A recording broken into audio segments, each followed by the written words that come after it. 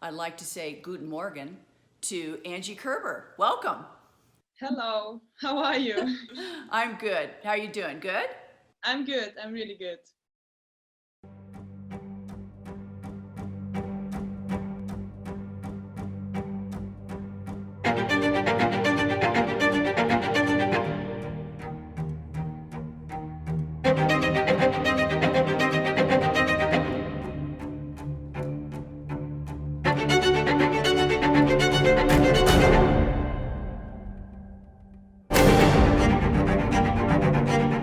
We're going to begin at starting your tennis career. You actually started playing at 3 years old, right? And would you Yes. talk about those beginning years with us? Yes, I grew up like playing with my parents. They both playing tennis. So when I was 3 years old, I got the small tennis racket with soft balls. We played with balloons a little bit everywhere. I mean, everywhere I went, I took my racket with me. So I was enjoying playing tennis, yes, since a really little kid.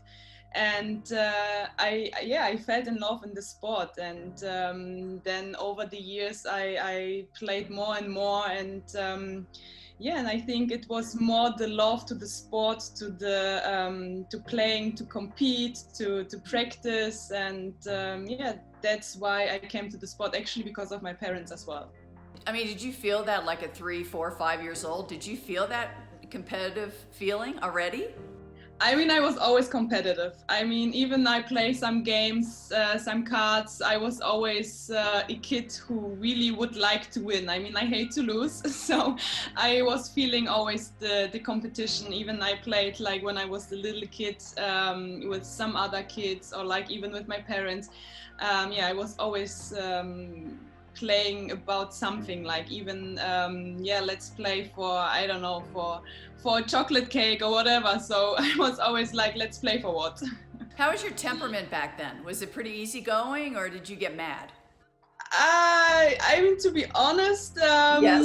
I I get a little bit mad sometimes as well, but it was more like more fun, like more on the fun way. But of course, I mean, if you lose as a kid, it's not always fun. But I think I get it under control to also like to losing sometimes, and then even playing better the next time to win. And that was always the goal, to improving my level of tennis or games or something like this. Okay, describe for me your junior career because you didn't win any No. junior Grand Slams, correct? So describe for me that junior career of yours. I really liked to play juniors because, I was traveling with a lot of players together, like with the German Federation, and playing all the junior tournaments, like Orange Ball or like the Junior Grand Slam. So it was always like, something big for us players to be in the draws and playing against all the players around the world. So I really enjoyed it. But for me, it was more like to getting all the experience, to seeing how the other players are working, how they are playing, and trying then when I came back home to working even more to get to this level, to reach also the confidence to be a good player in the future. So it was more for me like to travel, to see, to observe, and and to learn. You turned pro at 15, and the next 8 or 9 years you progressed, but in it slowly. I mean, it wasn't you didn't come on the scene like wham bam, thank you, ma'am. I mean, you were consistent, but it was a steady, slow climb for you. Would you consider yourself a late bloomer in the game? Yeah, I think so. I think also I won my first Grand Slam when I was 28 years old. So I think I had a lot of up and downs during my whole career.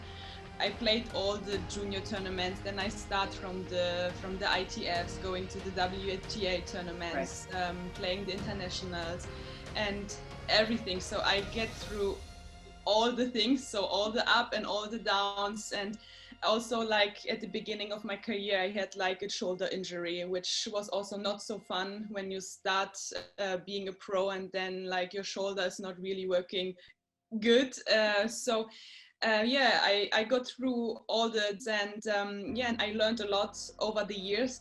And I think 2016 was the year where I could put all the things together and played my best tennis. So I think, I'm for sure one of the late start players. You're emotional out there too, and I sense that you're really hard on yourself. Do you think during your career that's helped you or hurt you more? That's true. I'm an emotion person, so I think you can see it on court as well. So I was always trying to be calm, to talk to myself, especially in the tough moments. And I think sometimes it helps me because without the emotions I have, I would never reach all the things I reached. But on the other side, there are also a lot of matches or tournaments where I lost because of my emotion feelings. So it was always up and down, but this is me actually, and I was always trying to improving this, and I think it's on a good track still, but of course I think I can still improve there a little bit. But this me, and I'm trying to be myself even on court, and trying to pushing me also with my emotions. Well, I think it's called passion, and I think it's helped you more than it's hurt you after watching your career. So you had your breakthrough year, I believe, in 2012. You were in the top 5 in the world. You were starting to really run deep into all your tournaments. You won 2 WTA titles, and at that point, were you thinking that maybe number 1 was in sight for you? I think, my breakthrough was 2012. So where I came first time on to the top 10 and reaching semi Grand Slam. But my goal was always the first goal was being one day in the top 10, then winning a Grand Slam, and then being the number 1. So it was step by step, and this was also the steps I reached. So it was first top 10, then winning a Grand Slam, and then being number 1. Because I think it's if you play good, if you win a good tournaments, the number 1 spot is coming then to you. So it's more to being consistently, to working hard and trying to improving yourself every single day, every single tournament, because everyone is there to beat you as well. And I think it was always in my mind to reaching the number 1 spot one day, and reaching the number 1 spot at the end of the year was even specialer for me, because this was something I was always dreaming to, ending a year one day as the number 1 player in the world. So that was so emotional for me. When I remember the last match I played that year, and then I knew, okay, I will be the number 1 for the next few weeks when we start the season in Australia. So it was really special for me. Well, you're talking about, I think, 2016, where you landed the first ever number 1 season, and you had a sensational year, not only winning the Australian Open, but also the US Open. What was different that year to previous years? How did you win those 2 Grand Slams? What was going on? When I'm looking back, I have still no idea, because that was my year. I don't know. I played so many matches. I won so many matches, also 3-set matches. And I think after winning Australian Open that year, where I was match point down in the first round, everything changed in these 2 weeks. And I think that gives me so much confidence and so much motivation to continue, because it was the start of the year. And then my goal was getting more and more, and I was hungry for the success, for getting better, for learning also from the top players, and playing my best tennis against the top players. So it was more that everything came together. I had a great team around me that I can trust, that helped me a lot, because I think without my team, it's impossible to reach the number 1 spot, or even playing good in the Grand Slams, because it's really a whole team in the background which are supporting you. So it came everything, like a puzzle together, and I was only trying also to enjoying the moments, and yeah, just playing my best tennis and with patience, and yeah, it was one of the best years. So Well, I'm going to agree with you about you won a lot of big matches. You were 15-3 against top 10 players that year, which was awesome. But I guess what I want to know is then you came up against Serena Williams in the Australian Open finals, and you were 1-5 against Serena Williams. How did that feel, beating her? You know, I remember actually that moment because that was my first Grand Slam final, and I was like, okay, that's my day, let's try the best. But I was more in my mind that I'm going into the final, and I tried my best to beat Serena, like more to going out there to win my first Grand Slam, because I know that she has all the experience, she knows how everything is working, and for me everything was new. So I was trying to putting myself like in the tunnel, like in the zone, and not thinking too much. Also, when I started warming up that day, I was like, okay, let's just focusing on tennis. Let's not thinking what's happened after that's the final. It was not so easy because now it's easy to talk about this. But I remember when I played against her, I won the first set, then she came back, and it was more like my emotions on the finals. I was really playing with my emotions, with the support of the fans, with the energy. It was crazy, and I was believing in myself so much that I can beat her, that I can win my first Grand Slam, because you never know if you get another chance to playing another Grand Slam final, especially on my age. I was 28 years old, and I was waiting for that moment like over 10 years. So I was more like, okay, let's go and let's go for it. So just trying to giving my best, even if it's not working, even if Serena win the match, or like the Australian Open, and I would lost it, but I knew for myself I give everything, and that was more like my mindset. You know, I'm hearing a lot about confidence in your game, and I think that's a thread that ran through your career. You had to be confident to really have these big wins. How important I'm going to say were, because you're still playing, but how important were and are your legs to tennis? I think important. I think my game is my legs, that I can run, I can bring a lot of balls back, being good from the defensive, but also if I can go for it and take the ball in my hand, like, and being aggressive. But I think the legs, they are important for my game, and they are not really a model legs, but they are sport legs. So I think they're say model that legs. way. Didn't you know muscles are in now? Yes. But how was it for you actually, if you won your first Grand Slam? How was your feeling going into the final, knowing it's your first Grand Slam and playing? My first Grand Slam that I won was the French Open, but the year before I'd lost in the finals to Margaret Court, who is #1 in the world. And don't you know, I had 3-love and 5-3 in the third set. So No way. yeah, and I was 17 years old, and you know, it was only my second Grand Slam. I played the US Open when I was 16, but this is my only second Grand Slam, and I learned a lot about pressure and about closing a match in that match, because I could not do it.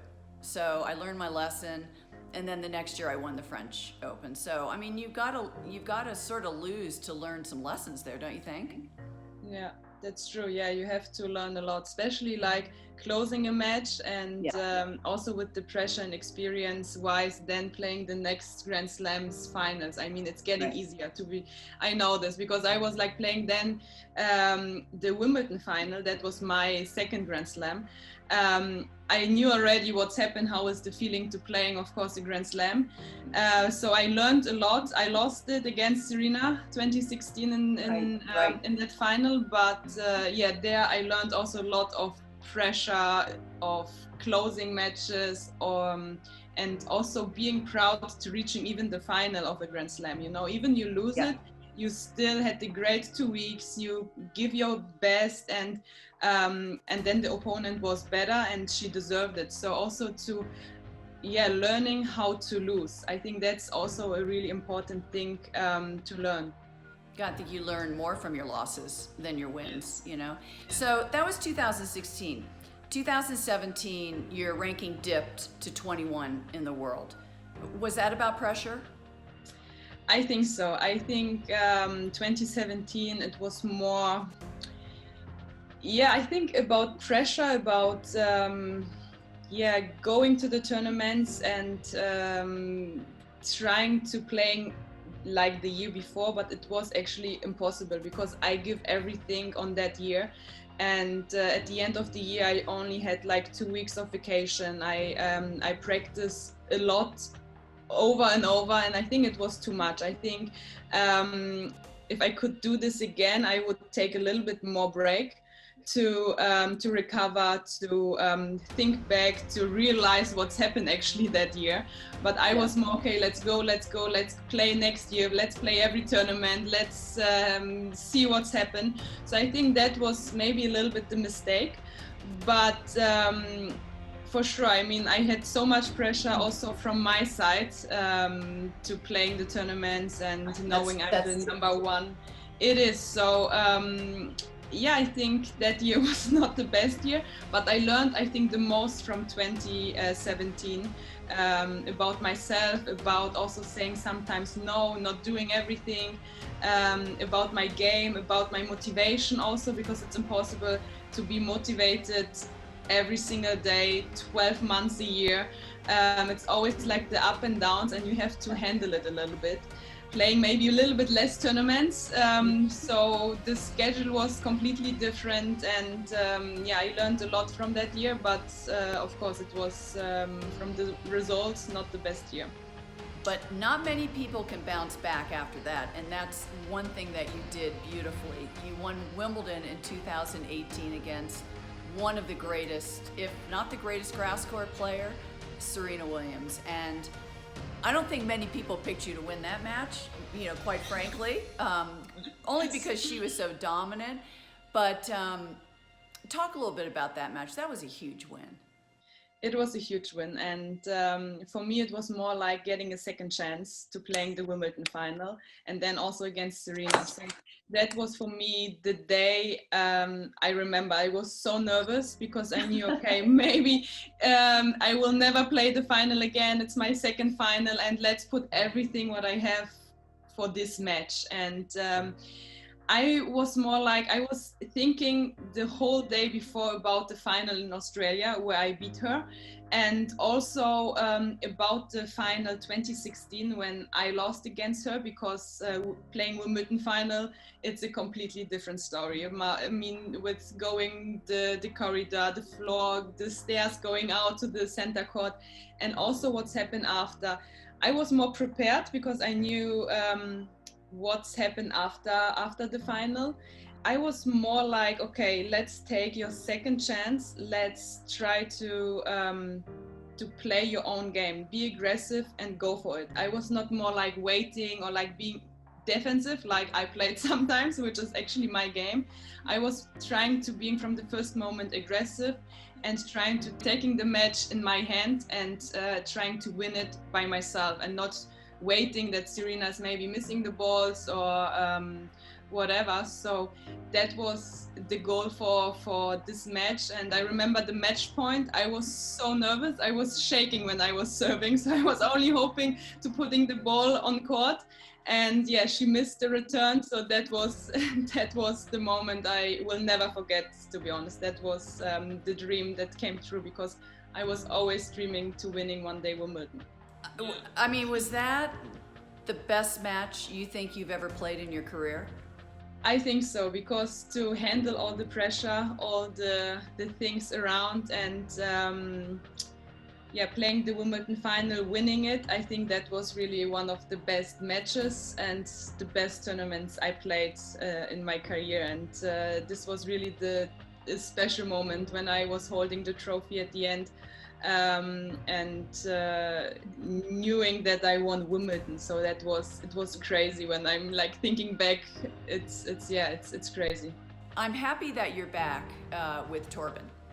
I'm happy that you're back with him. You guys have had a lot of success together. What do you think this second time around will bring you in your game? You know, I think working now with someone I know very good, and he knows me, he knows my game, and we went through a lot of up and downs as well. I mean, he was with me like 2016, but also 2017, and you know, it's something for me. It is important to have people that I can trust, and they know me, you know, so it's nothing that I have to start from the beginning, explain them how my career, how I think about my tennis. It's more like we know each other so well that it's like we have a plan, we know how my game would like to look like, you know, like to be more aggressive. That of course I have my defensive strong legs and I can bring a lot of balls back, but on the other side I know that I have to improve on my serve, on being more aggressive, and so there are a little bit few things that we are trying to work on it. But for me the feeling is the best that I have someone who knows me since I'm, I don't know, 16, 17, and it feels good to be on court with him. You know, talking about the clay of Roland Garros, I would have looked at your game 10 years ago and said, her first Grand Slam win is going to be Roland Garros. And yet it's the one, it's the fourth one, is the one that you haven't won yet. Can you explain that to me? That's a good question, because everyone is asking me the same. I mean, actually with my game, I should win French Open and not the other Grand Slams. But I think it's more in my mind. I think I was practicing my whole life on carpet, on hard court, and to going on clay, something is happening in my mind that I'm like so tight to play my game that I'm trying to overpower my game. I try to, you know, going for winners. I think I have to calm down a little bit and find actually my way how I can play on clay, because I won also a few tournaments on clay court. It's not that I cannot play on that surface. It's more like my mindset has to be on the right track, I think. Yeah. I also asked Torben a few years back, I think I interviewed him before the finals of Wimbledon, and I asked him what he thought your number one strength was, and he said your wrists.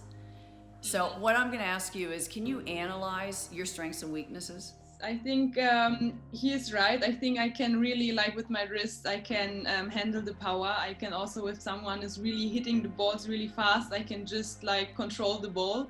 And I know like that my serve is a little bit a weak part of my game, that I can improve my serve for sure.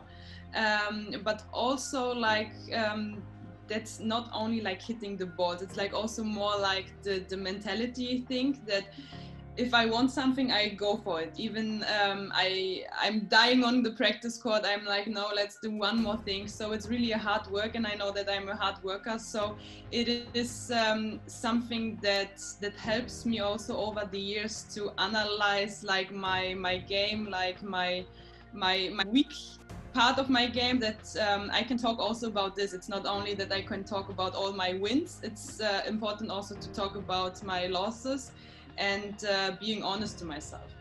I think one thing that we're missing here is your angles. I mean, because of your wrists, you can create angles that no one else can create, with short angles, deep angles, whatever. And I think that's one of your strengths also. But I'm going to go on to Steffi Graf, because I know she's been your idol. She's one of the greatest of all time. I know you practiced with her in Las Vegas a few years back. Did she give you any pearls of wisdom? She gave me just one advice, like that hard work pays off one day, and that's actually true, because she is also like a really hard worker. She was working a lot, especially on her footwork, and I was watching a lot of matches of her like on YouTube, but also like on TV when I was little, because she was the inspiration for me, like of course winning everything, being the greatest champion, coming from Germany. So yeah, for me, she was always my idol when I was growing up.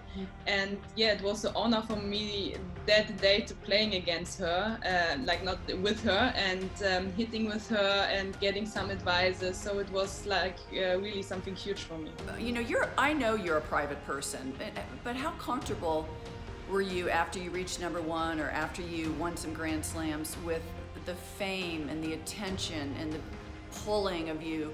Everyone wanted you, everyone wanted appearances. How comfortable are you with all of that? It was not so easy at the beginning for me because you are winning a Grand Slam. Nobody was expecting this like 2 weeks before. So it was more like for me to learning sometimes to say no, because I was more the person, okay, if someone is asking me, yes, I'm doing this, yes, I'm doing this, yes, let's try this. And I think also for me, like now to, of course, to going somewhere, giving some selfies or autographs, it is it was not so easy, but now I'm get used to it. Now I'm get used to it, and it's actually normal for me, and I like it. I'm trying to enjoying it as well, because here I can see that all my fans, they support me, they watch my games, and you go out there for your fans as well. I mean, you are practicing every single day, you're working hard, but you know that when you go on court, they are watching a lot of million of people on TV, like on the stage, like on the stadium, and it's more like to giving them back also something that I'm receiving from them, like the support, even if it's sometimes not, if you're playing not so well, but you can always trust in your fans that they are there, they are supporting you. So it was not so easy at the beginning, but then like step by step I grow. I was just going to say, it's obvious that you've opened yourself up more and more, and you're becoming more outgoing, and I think it is a growing process, you know, for a person. You have no choice. You're being put in a bubble, and everybody wants you. Everybody, you know, you just get all this fame. And how was it for you? It was difficult. And my fame started at 16 at the U.S. Open when I reached the semifinals, and I remember that Bud Collins interviewing me, and I remember the room full of press, and my answers were one sentence. I mean, yes, I played well. Yes, my serve was working. I mean, the more and more it happens to you, like you said, you get used to it, and you have to realize this is your life. There's a price to pay for everything in life. That's what I learned, you know, also. But I'm going to talk to you a little bit. We have a few minutes left about your works off the court, because I'm really interested in your involvement in Unicef. You started that in 2017. What kind of works are you doing with them? I mean, I'm very proud to be with Unicef, because it's something coming from my heart. I played the charity exhibition as well, and there are so many projects you can do with them, and I'm always happy to help them and to making some different things. And then I also read where you were ambassador for the WTA grass court tournament, am I saying that right? Bad Homburg in Germany, Bad Homburg in Germany, and when you retire, maybe you will turn to be a tournament director. Can you talk a little bit about that project? Yeah, I mean, let's see what's happened after my career, but I'm very happy to have like few tournaments in Germany. I'm trying to to giving them all my experience for the Bad Homburg Open, because I know how it is to be a player. I know what the players want, but now I'm getting involved also in the organization and the things behind, actually. And it's so much work. So I'm trying to helping them from both sides now, getting my experience then there, and let's see what's happened then with me after the career. And you're at your own academy. You have the Angelique Kerber Academy in Poland. That's one thing we have in common. I love that women are now owning tennis academies. I think it's wonderful. Do you enjoy coaching? I'm really enjoying it. I mean, like my academy, it's like also like more family project, because like 10 years ago we built like few tennis courts like indoors on carpet. And now the facility is growing. Like we are building like a little bit bigger the facility, which can help also all the kids, all the juniors with like new gym, like with the recovery, ice bath, sauna, and like having great courts, clay court, hard court. And this is for me really important, to giving back everything I got in the last years, and helping the kids also on court. So sometimes when I'm working hard and I have like a break, I'm watching the young players playing and practicing, and sometimes I'm going there and giving them some advices. So I'm really enjoying it.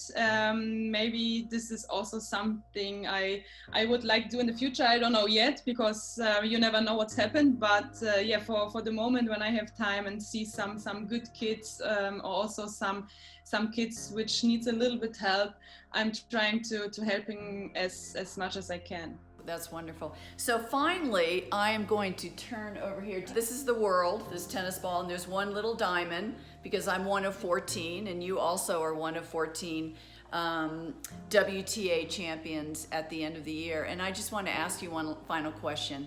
What does being a WTA year and number one mean to you? It means a lot. I mean, I remember when I went to all the up and downs years before, and then have the year ending as the number one player. That was something special. And I also remember when I got this trophy and they told me, okay, you are the ending number one player 2016. So it means a lot to me. So I can't wait to have the trophy here at home and holding that. I know, no, it really is a beautiful trophy. I just want to thank you for speaking to me. You're a wonderful champion, and I've seen over the years real growth and in you, and a real openness now, and a comfort level with your fame and your fortune. And I wish you luck. You're not finished. You still have things to do and people to see and tournaments to win. So good luck to you. Thank you so much, Chrissy. Thank you. You're welcome.